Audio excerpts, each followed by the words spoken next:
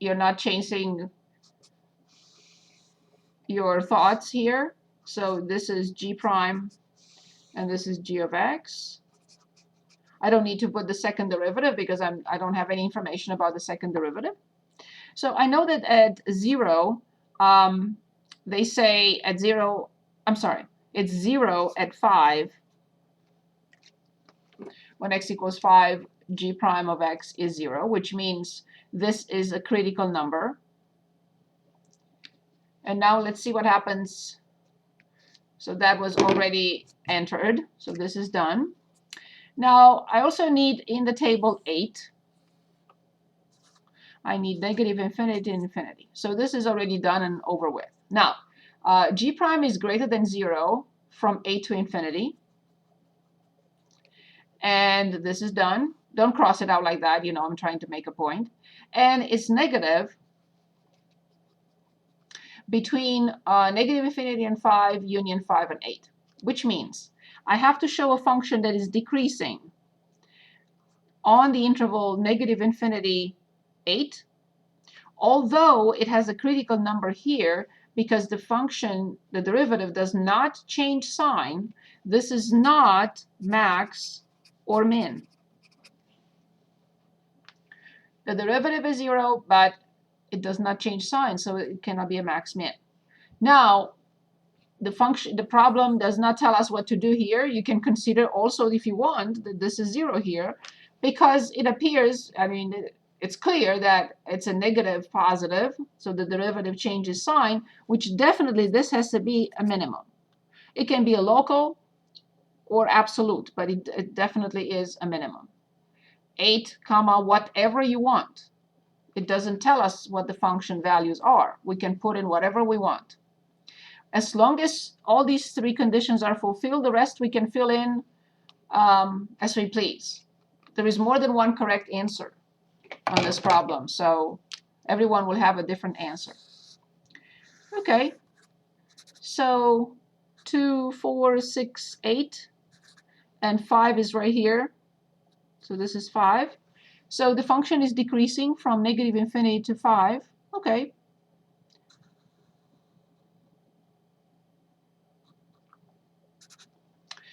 And at this point, I can, so it doesn't really say anything. It doesn't matter. I can jump here if that's what I want. And at 8, I have to create a minimum. So let's say here's my minimum. And then it's increasing. So you have more than infinitely many options.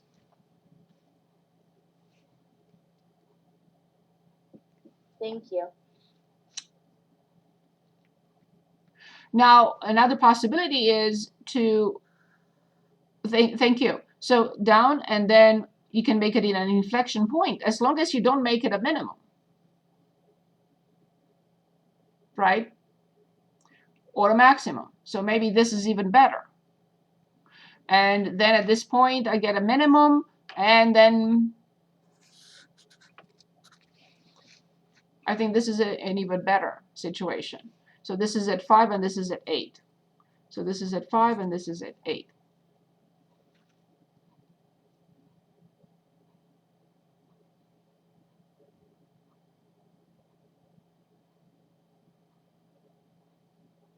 You have many options here.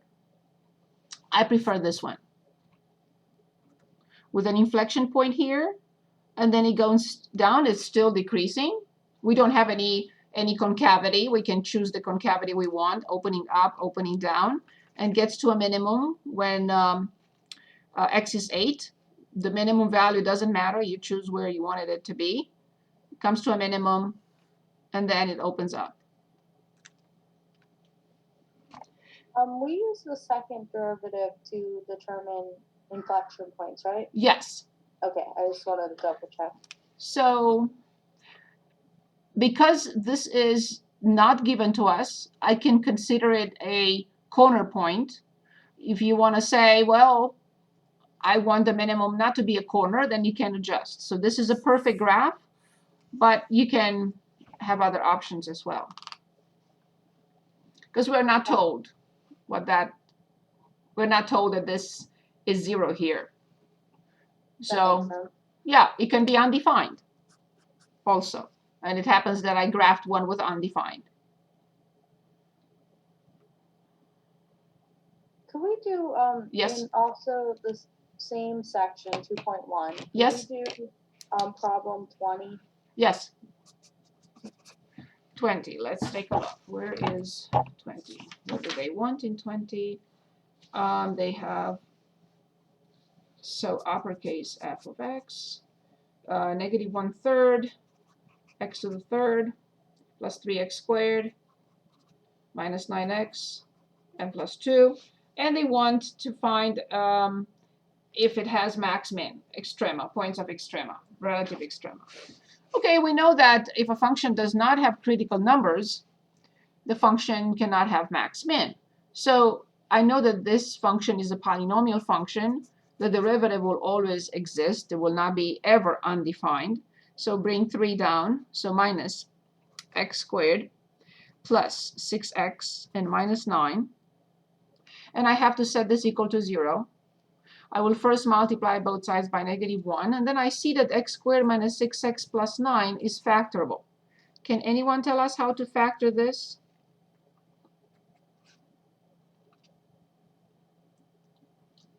X minus 3 squared. Very good. Awesome. So there is only one solution. And the solution is x equals 3, which is a critical number. But I don't know. Always please remember, if you do not study the sign or find the second derivative, whatever, if you don't show that this is the case, then you cannot say that the function has max or min, right? You have to analyze this. So remember, the first derivative is this. So f prime of x equals negative x minus 3 squared. I multiply by negative 1 because I'm solving an equation, but the function itself cannot drop this. So it has minus in front, so this will always be negative. Because it's always negative, although this is a critical number, like we just had a few minutes ago, this does not change. No max, no min, because the first derivative does not change sign.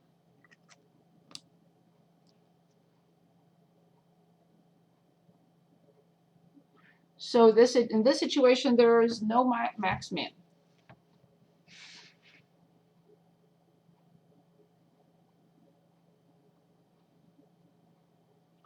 As we discussed, the problem also says sketch the graph. No. We're not sketching graphs by copying them from the graphing calculator. We never graphed anything into that one. We have a lot of studying to do here. We can't, by simply looking at this, assume, oh yeah, we can sketch the graph. No, we cannot.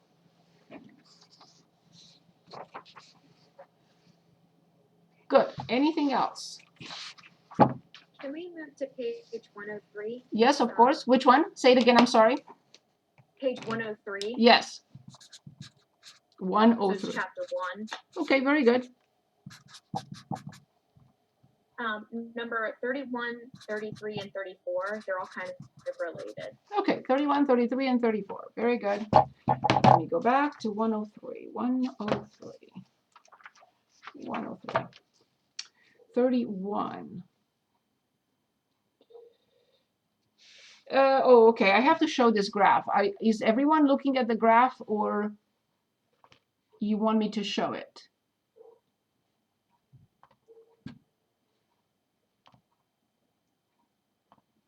Okay, I'm typing in here 1. Okay, and this is section 1.1. And find now. Okay, I got it. And the page is 103. Yes.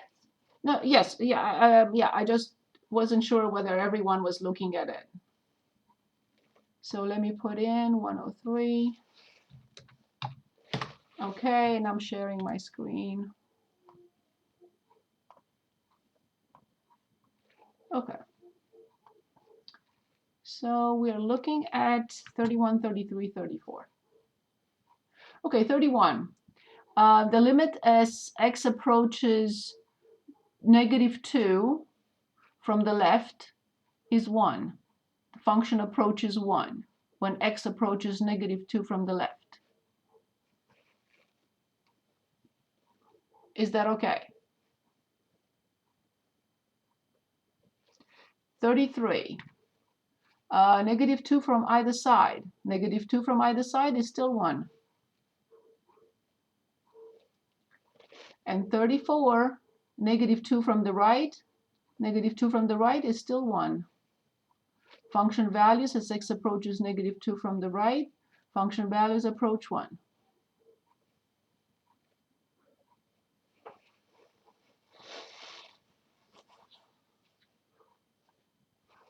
Is that okay?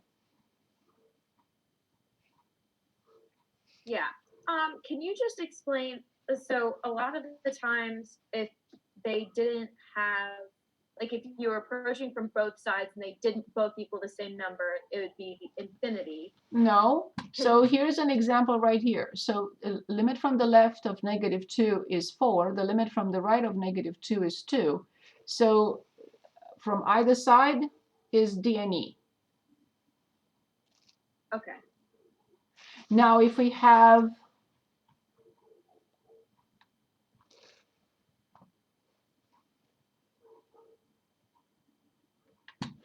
so for example here, the limit from the left of -3 is positive infinity. The limit from the right of -3 is negative infinity. And the answer is still DNE.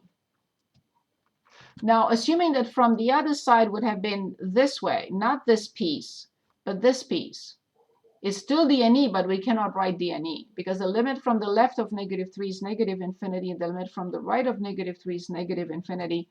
So although it's DNE, because it's not a number, we cannot write DNE in that case. We have to write negative infinity. So it's only when the numbers are not equal to each other that it's DNE, but if they both equal infinity, that is an amount that we would. We have to write infinity, yes. Although it's DNE because it's not a number. Okay. Yes. The limit that is not a number does not exist. But sometimes we cannot write that. If it's the same on both sides, we have to write negative infinity or positive infinity, whatever that is. And then for the example for the first example, we were using the x value, and for the second example, it looked like you were using the y value. How is that determined when you're looking at the limits? But the limit is only the y value. Only the y value. We're talking about the function value. What does the function do when x approaches? So the answer of the limit is always determined as the y value. Because we're talking about the tendency. Where does the function go if x does this and that? Mm-hmm. So the limit is always about the function. So when I'm asked to find the square root of a function, it's the same with finding the limit of a function. So this is the y value. And this is also the y value. Anything I apply to a function, I determine a y value. If I apply the square root, if I apply natural log of a function, if I square a function, if I apply the limit to a function, they all end up in y values. Mm-hmm. I never look at the x, but I have to look at the x in this case with the limit, because how will I determine the y value if I don't know what x is doing? So if x approaches 0 or 500, that's where I'm looking for the y value.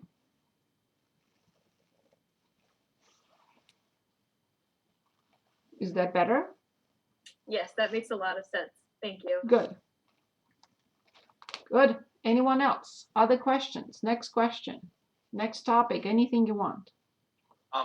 Looking back to the graph that we were looking at for those other three problems for 31, 33, 34. Oh, okay, sorry. Just want to make sure I'm remembering this right. So the limit as x approaches -2 from the left is equal to the limit as x approaches -2 from the right. Right. But because those two things do not also equal f of x, or h of x in this case, we would say that the function is not differentiable at x equals -2, right? Because it's not continuous. Yes. So a Oh, so function it's, to be yeah, okay, it's not differentible. continuous because those two things don't Exactly. equal f of x. Yes, the And limit because it's not continuous, exists. it's not, okay. The limit exists. That has nothing to do with the function value. But when we talk about differentiability, the function must be continuous and not have corners or cusps. So in this case, the function is not differentiable here because it's not continuous. Got it. And how do we find out if it's continuous if we don't have a graph? Like, With the I know, for continuity at the example, point. The continuity at the point is one of the most important topics. So please remember that. A function is a continuous at a point if the limit as x approaches a from the left equals the limit as x approaches a from the right and equals the function value at a. Oh, okay, thank you. Yes, we had a lot of examples, so please, I'm begging you to go back and redo the problems we did.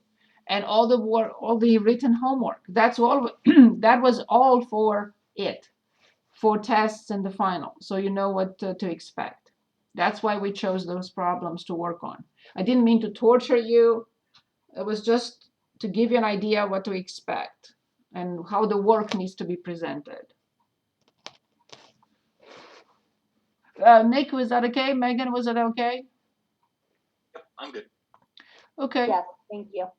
Anything else? Next topic.